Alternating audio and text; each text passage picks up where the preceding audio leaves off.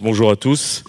Donc effectivement, Eric me dit, ça serait bien que tu reprennes les vieilles habitudes et que tu fasses l'état de l'art sur ce qui s'est passé globalement dans l'année et où on en est sur un certain nombre de sujets en anesthésie régionale. Alors, c'est vrai que ce sont les AEA, donc atelier d'échographie en anesthésie. Donc la première année, en fait, j'avais insisté sur le fait qu'on puisse faire de l'échographie en anesthésie régionale, évidemment. Et puis maintenant, tout ça, c'est des choses qui sont presque concomitantes de notre pratique en anesthésie régionale. Donc je vais vraiment insister sur quelles sont les problématiques et où en est-on au niveau de notre vision de l'anesthésie régionale en 2023-2024, et est-ce qu'on a un certain nombre de choses qui vont nous amener à changer nos pratiques. Alors, si je regarde ce qui se passe globalement pour les régionalistes, le temps a plutôt été couvert ces derniers mois, voire dernières années, et quand on voit même que sur le journal globalement de la spécialité qui parle essentiellement d'anesthésie régionale et de douleurs aiguës, et chroniques d'ailleurs maintenant, et qu'on voit les titres d'un numéro, c'était globalement l'anesthésie générale c'est mieux que la spinale pour la fracture de hanche, l'interscalénique ça génère tellement de complications qu'il faut tout arrêter, la liposomale bupivacaine on arrête tout, et puis les péridurales cathéters ça sert absolument à rien. Et là je me dis oula, là on part mal quand même hein, sur une vision d'anesthésiste régionaliste, alors que notre vision c'est toujours d'améliorer clairement le fait qu'on veut manager notre patient au mieux, et c'est pour ça qu'on lui fait de l'anesthésie régionale. Alors je vais essayer de voir avec vous, est-ce que véritablement on s'est trompé de chemin, ou est-ce que les derniers articles et la vision un petit peu claire qu'on a de l'anesthésie régionale doit continuer à progresser et à perdurer dans nos blocs opératoires. Alors le gros pavé dans la mare, en tout cas sur le premier des sujets, qui est le fait qu'on puisse faire de l'anesthésie spinale chez les patients fractures du col qui sont hospitalisés et opérés dans nos structures, c'était assez clair, c'était de dire, bah, écoutez, on va comparer l'anesthésie spinale à l'anesthésie générale, et puis qu'est-ce que nous dit cet article hein, c'est quand même la Bible, hein, la Torah, le Coran hein, de la médecine, c'est le New England Journal of Medicine qui nous dit arrêtez tout, hein, globalement, vous les endormez et puis arrêtez de vous emmerder à essayer de faire des spinales qui souvent sont difficiles chez ces patients-là. Puisque de toute façon, si on prend notre critère de jugement principal qui est le fait qu'il meure à 60 jours, ou bien qu'il soit rééduqué correctement, c'est-à-dire qu'il puisse marcher sans aide à 60 jours, no difference. Bon, déjà, globalement, est-ce qu'on peut penser logiquement qu'une différence d'anesthésie qui va donc être une prise en charge sur 1 heure d'un patient, globalement, ça peut changer la mortalité à 60 jours. Je ne dis pas la mortalité intra-hospitalière, ça c'est une autre histoire, mais à 60 jours. Et est-ce que ça va améliorer véritablement la rééducation d'un patient à 60 jours? Ce sont quand même des questions assez étonnantes. Hein. C'est comme quand on voulait que l'anesthésie régionale guérisse du cancer. À un moment donné, il faut quand même avoir une vision un petit peu particulière. Bon, quoi qu'il en soit, no difference. Alors après, moi, je ne peux pas, quand je lis un article comme ça, me dire, mais est-ce que véritablement ce sont les patients qu'on voit tous les jours dans nos blocs opératoires? Alors, je prends déjà le flowchart, le premier, et je vois 22 000 patients qui ont été screenés, 22 000, et puis finalement 1400 qui sont rentrés dans l'étude. Waouh! C'est-à-dire qu'il y en a quand même quelques-uns qui sont restés sur le chemin. Alors, où ils sont morts, ou ben non, en fait, non, ils n'ont pas été entrés. Simplement, quand on regarde les raisons, ben, l'anesthésiste n'était pas disponible, le patient n'était pas le bon, enfin, je vous en passe les meilleurs. Donc, effectivement, déjà, ça pose un problème.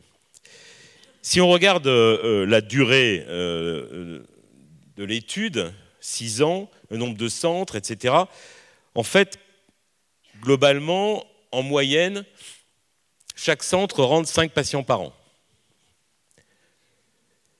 Alors, je ne sais pas combien vous avez de fractures du col à vous occuper chaque année, mais globalement, ça veut dire que nous, on travaille 3 jours dans une semaine et puis c'est fini, on a fini le protocole. Donc, c'est un petit peu problématique. Après, il y a des études, ils avaient estimé le nombre de patients à 1600, finalement ils en incluent que 1045. Et puis surtout, ils avaient calculé une estimation du CJP, du critère du jugement principal, à 34%. Or, ils ont obtenu 18%. Donc ça veut dire que normalement, on est très très loin du nombre de patients qui étaient nécessaires. Et enfin, quand on regarde un certain nombre de choses, on se rend compte que sur les 795 patients qui étaient sous spinal, il y en a 15% qui étaient endormis finalement. Et puis sur les autres qui restaient, il y en a 14% qui avaient une sédation dite profonde. Ça veut dire qu'en gros, ils avaient 30% de patients sous-âgés, je vous le résume, quoi, dans le groupe spinal. Donc tout ça, ça fait quand même des choses un petit peu étonnantes. Et puis enfin, c'est essentiellement, il y a quand même 30% de patients qui ne sont pas sévères du tout. Hein. Donc en fait, ce n'est pas notre population, je vous le dis clairement. Et si on regarde la mortalité hospitalière, elle est quand même 3 fois plus importante dans le groupe anesthésie générale. Mais ça, on n'en parle pas dans l'article. Donc, je crois qu'à un moment donné, il faut savoir regarder les choses correctement. Et Mark Newman est un excellent médecin, un excellent scientifique médical. Le problème, c'est qu'à un moment donné, à vouloir faire passer un papier, on en oublie un petit peu la vraie vie. Alors, derrière, il s'en est suivi une foultitude de papiers qui ont pris ce papier du New England en disant, ben voilà, par exemple, ben si vous faites, si vous regardez la douleur, etc., ben en fait, figurez-vous, c'est le groupe anesthésie spinale qui a beaucoup plus mal en post-opératoire. Donc non seulement on ne fait pas mieux, mais en plus les malades ont plus mal. Et si on regarde un petit peu, et ça, il faut aller un petit peu fouiller, et si on se dit, mais pourquoi finalement ils insistent là-dessus, et là, par contre, on a alors un retournement à 180, c'est qu'on nous dit, ben, Neumann et ses collègues espèrent améliorer la prise en charge de ces patients, et notamment la douleur aiguë, en utilisant l'injection d'anesthésique locale au sein de blocs multiples, blocs périphériques multiples pour améliorer la prise en charge de ces patients. Alors là, je suis content parce que j'ai dit à Monzolive, ben, super quoi. En fait, finalement, ils ont descendu l'arachis pour pouvoir faire des blocs périphériques. Bon, à ce moment-là, ça va pas plus mal. Et puis, globalement, il y a eu donc ce fameux daring discourse de Schwenk et Colin McCartney qui nous dit l'anesthésie générale, finalement, c'est ce qu'il faut faire au niveau des fractures de hanche. Très bien. Alors, quand on regarde le papier qui est sorti après, alors certes, vous allez me dire, c'est encore une rétrospective, c'est encore un score de propension, d'accord, mais enfin, c'est quand même, il y a 7500 patients par groupe qui sont analysés entre spinal et anesthésie générale. Et puis on retombe sur des données, parce que là, il n'y a pas de choix, vous comprenez, on n'est pas passé de 22 000 à 1000. C'est-à-dire qu'on prend les patients qui sont pris en charge par les anesthésistes réanimateurs au sein des institutions, américaines en l'occurrence ici, et puis on se dit, ben, on regarde ce qu'il en est.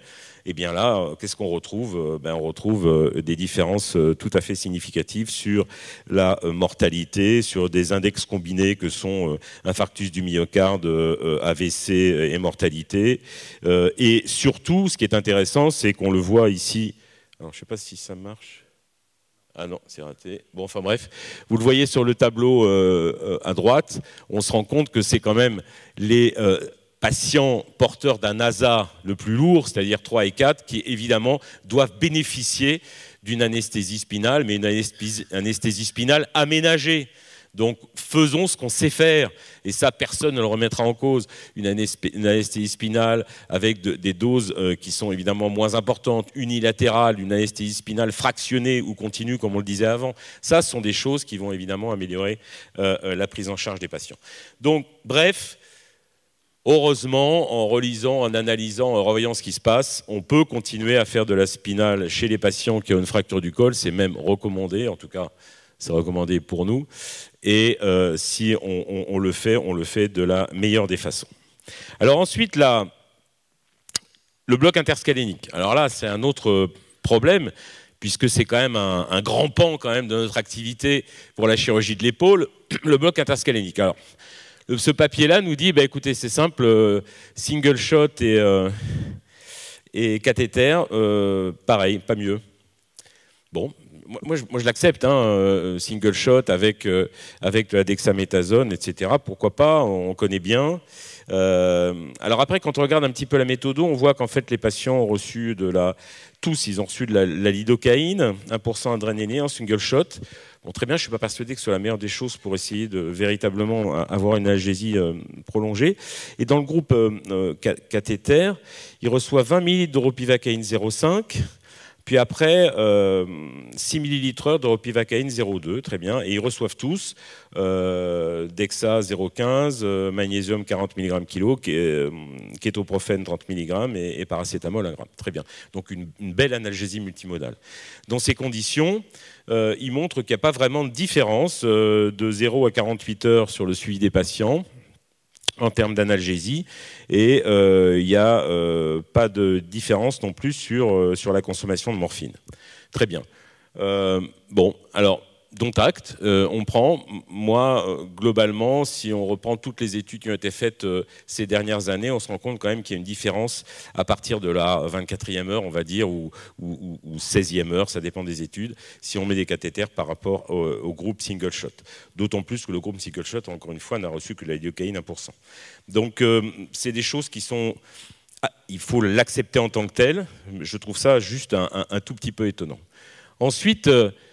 le papier qui a fait beaucoup de bruit et qui a fait beaucoup discuter à l'ASA et à l'ASRA, c'est globalement arrêter de faire des blocs interscaléniques, vous allez finir par tuer des patients. C'est ça le résumé de cet article-là. 34% de complications respiratoires quand vous faites un bloc interscalénique. 34% de complications respiratoires. Donc on se dit, mince, mais vraiment, on a vraiment voulu assassiner des gens depuis une trentaine d'années qu'on fait des blocs interscaléniques comme ça. Et puis, encore une fois, il faut analyser, c'est-à-dire qu'il faut sortir des abstracts et des conclusions toutes faites qui nous sont envoyées dans les synopsis de congrès ou sur les couvertures des journaux. On se rend compte qu'en fait, sur les 34%, il n'y en a que 7% qui sont considérés comme des atteintes respiratoires qui peuvent être problématiques. C'est-à-dire à un moment donné, il faudra leur mettre un masque à oxygène à haute concentration, voire éventuellement de l'optiflow. Mais vraiment, ça c'est pour 1% des patients. Les autres, c'est simplement qu'à un moment donné, pendant les 6 premières heures, il a fallu leur mettre un peu d'oxygène sur le nez parce qu'ils étaient passés de 97 à 95% de saturation. Donc déjà, ça relativise ce qu'on appelle la complication. Vous êtes d'accord avec moi ? Et puis surtout, on se dit, quand on met un bloc interscalénique, eh bien regardez ce qui se passe. En fait, on a une atteinte diaphragmatique. Et donc ça agit un petit peu sur la SpO2. Alors, ouais, mais alors, attendez, la SpO2, combien? On passe de 97% à 95,5%, quoi. Donc, effectivement, c'est vrai que ça agit sur la SpO2. Et alors, grande surprise, quand on fait un bloc interscalénique, on a une atteinte du diaphragme. Oh, la vache, ça, je ne savais pas. Et donc, effectivement, dans ce cadre-là, on peut penser que lorsqu'on a un patient qui est porteur lui-même d'une pathologie respiratoire, qu'elle soit obstructive ou restrictive, eh bien, il faut peut-être faire attention quand on fait un bloc interscalénique. Et donc, on nous cite, là, ici, l'obésité, la BPCO, l'asthme, etc. Très bien. Donc, en gros, mesdames et messieurs, un scoop, lorsque vous faites un bloc interscalénique, vous avez un patient asthmatique, BPCO ou obèse morbide avec un syndrome restrictif majeur, faites attention lorsque vous faites un bloc interscalénique. Très bien. Donc ça, c'est une grande nouvelle dans la littérature en 2023. Et donc, moi, je lutte contre le fait qu'on essaye de faire de l'extraordinaire sur quelque chose qui n'est pas extraordinaire. Donc, et donc, ce qui est très intéressant, mais ça, c'est les statistiques qui amènent toujours à faire ça, ça s'appelle la corrélation des droites de régression par modèle de Cox.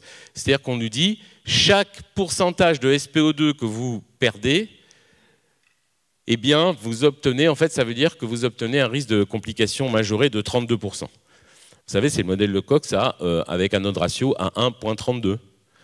Voilà. Bon, mais franchement, vous pensez que quand vous passez de 97 à 96% de saturation, vous avez 32% de complications respiratoires en plus.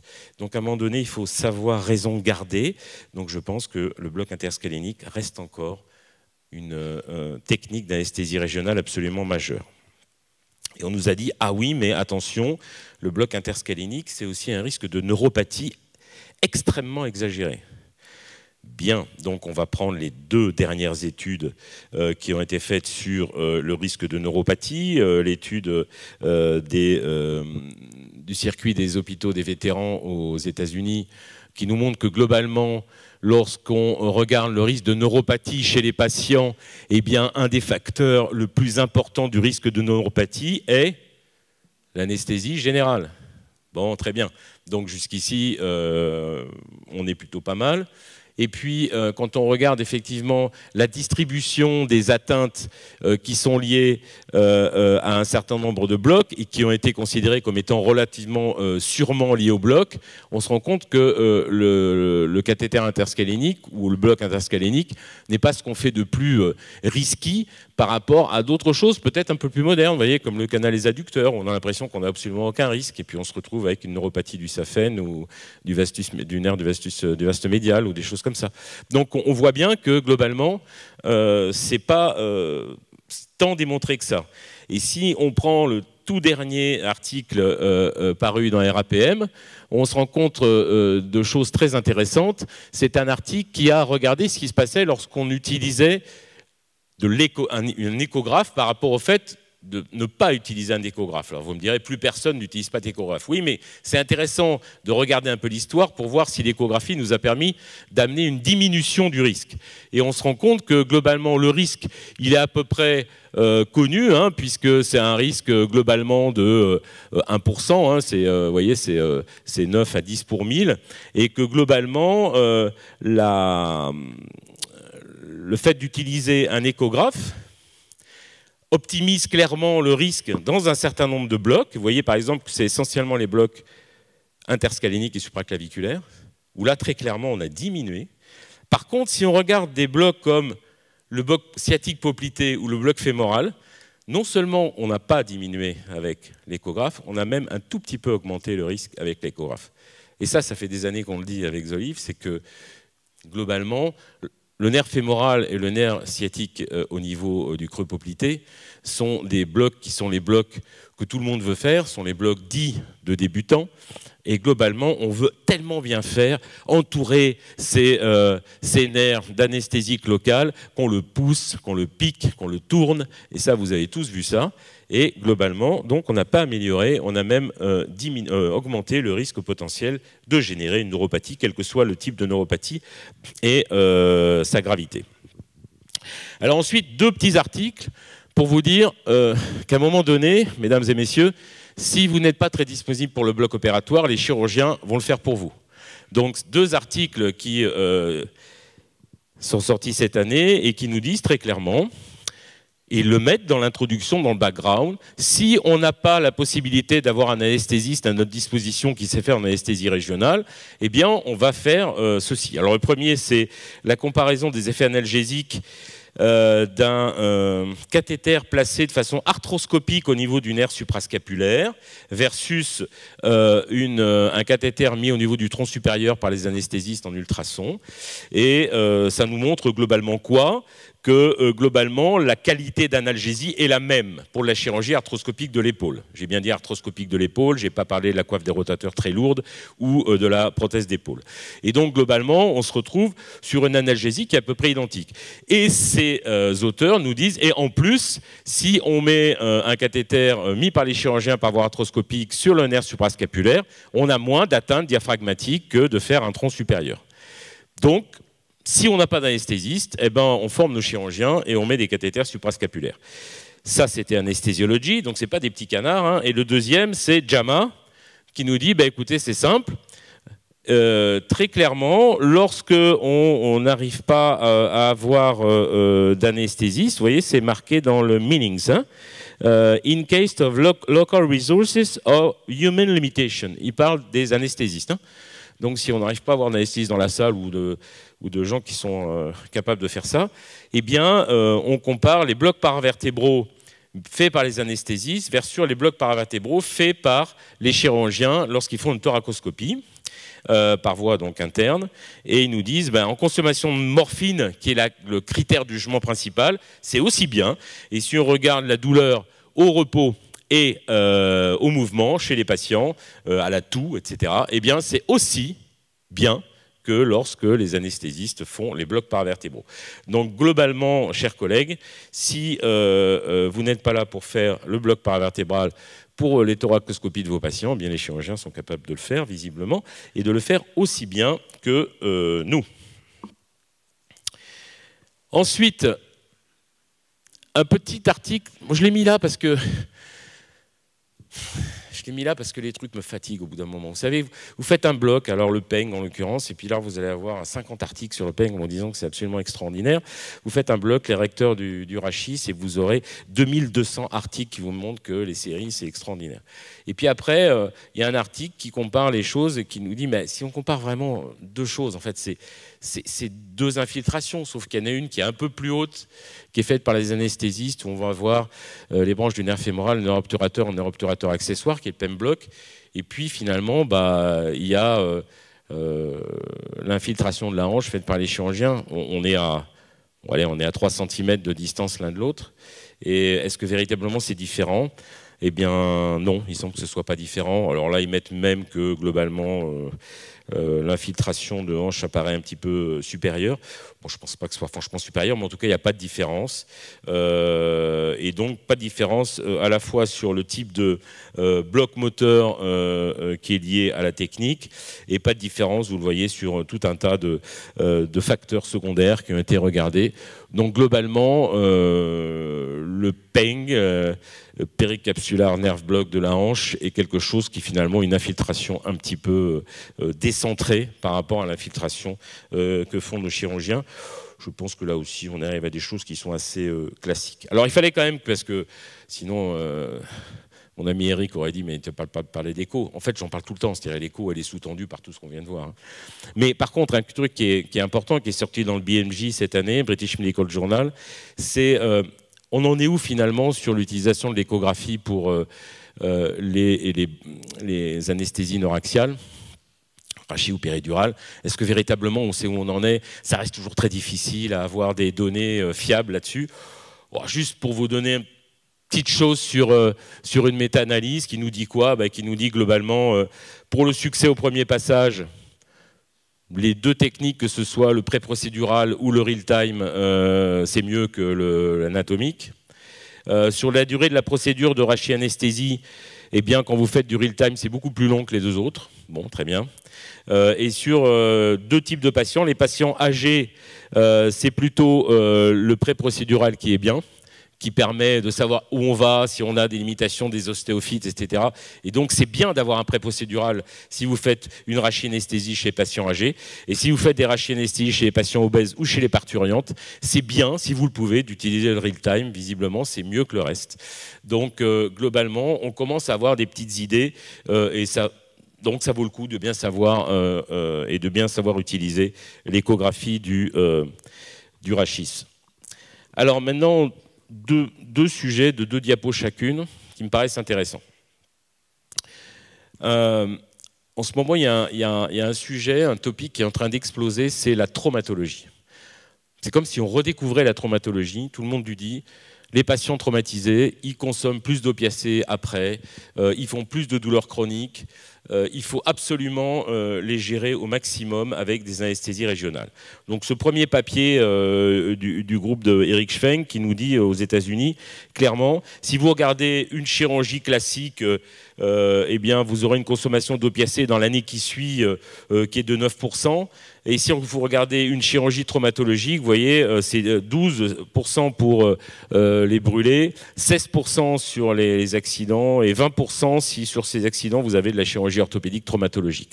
Très clairement, la chirurgie ortho-traumato, et c'est très très bien expliqué par des articles fondamentaux de physiologie, nous montre que globalement, on a une majoration du risque de consommation d'opiacés. Et la conclusion de tous ces articles, c'est de nous dire il faut faire de l'anesthésie régionale chez ces patients pour diminuer la consommation d'opiacés et le risque de chronicité. Oui, mais voilà, les recommandations de l'utilisation d'anesthésie régionale chez le patient traumatisé sont extrêmement limitées si on regarde les recommandations de l'ASRA, en nous disant très clairement, à part peut-être la fracture médio-diaphysaire du fémur, dès que vous touchez le tibia, les os de l'avant-bras, l'humérus, etc., pas d'ALR, le risque de compartiment syndrome est trop important, le syndrome du compartiment. Alors ça me semblait un petit peu étonnant parce que nous, on en fait quand même beaucoup. Et donc, à notre secours, si vous voulez, est arrivée la plus grosse série jamais faite d'un groupe américain sur l'utilisation d'anesthésie régionale dans la chirurgie traumatologique.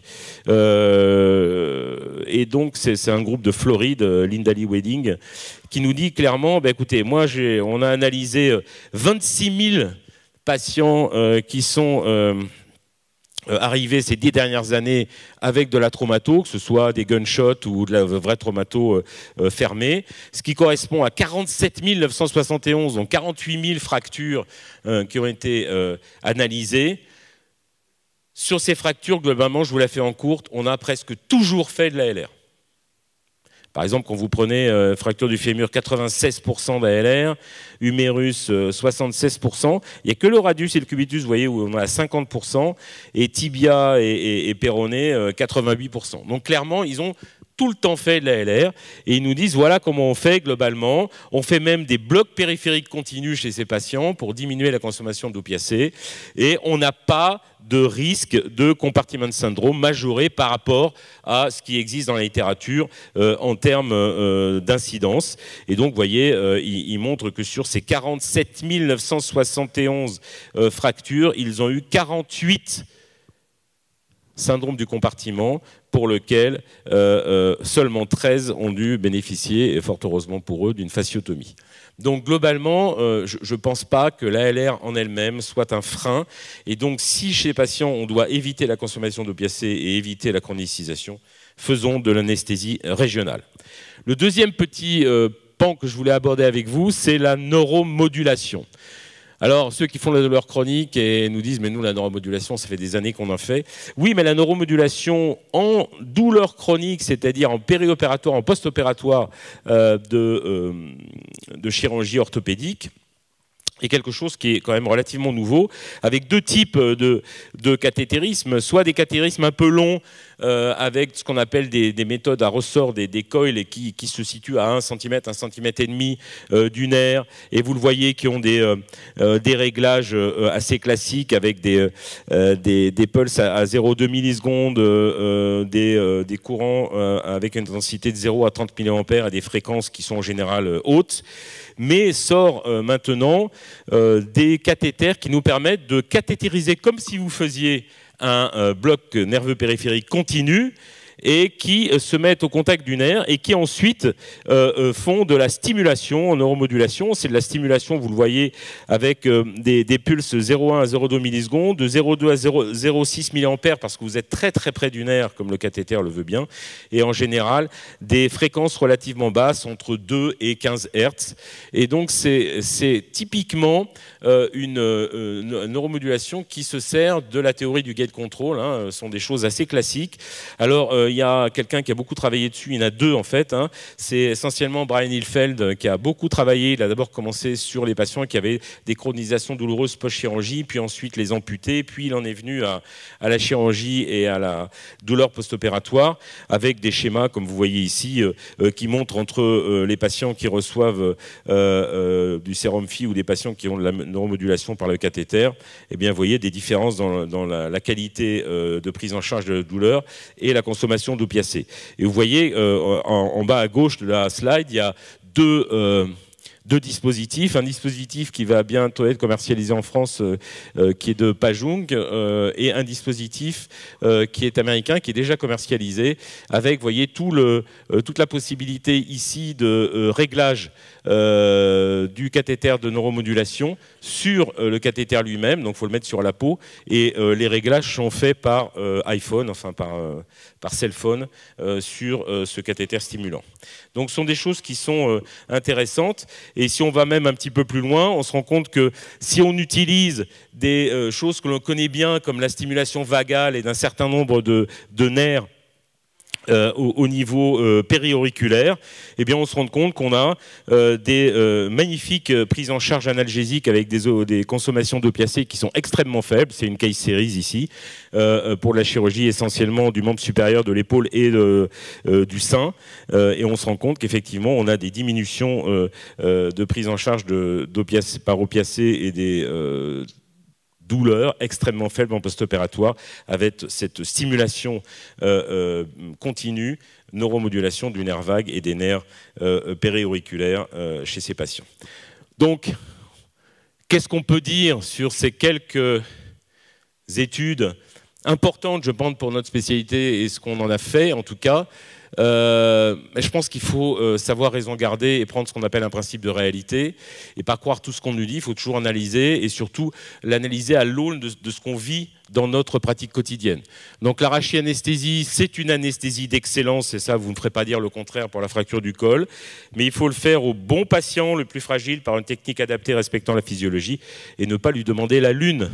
Hein, franchement, essayer de lui demander d'améliorer la survie du patient à 60 jours, 90 jours ou 1 an, franchement, au bout d'un moment, c'est un peu compliqué. Le bloc interscalénique est une référence dans le domaine de l'anesthésie régionale pour la chirurgie de l'épaule. Mais on le sait depuis 30 ans, c'est pas nouveau, la ténie diaphragmatique est constante, il doit donc être réservé aux patients sans atteinte respiratoire obstructive ou restrictive, ou en tout cas il faut faire extrêmement attention. L'analgésie après chirurgie arthroscopique de l'épaule peut être assurée par les blocs sélectifs plus distaux, mis en place par les chirurgiens ou les anesthésistes, il en est du même pour le bloc paravertébral, vous l'avez vu, et le cathéter interscalénique, il est utile quand on a mal. Hein, c'est sûr que si on met une population de gens qui ont pas mal, c'est difficile à montrer une différence. La chirurgie traumatologique est pourvoyeuse d'un risque majoré de prise chronique d'opiacés et les blocs nerveux ont un rôle important à jouer chez ces patients. Donc ne gâchez pas les possibilités que vous avez à le faire, avec un risque très faible et maintenant connu de syndrome d'éloge. Et enfin, la neuromodulation est peut-être l'avenir non pharmacologique de l'analgésie post-opératoire par voie régionale. Et je vous remercie de m'avoir écouté.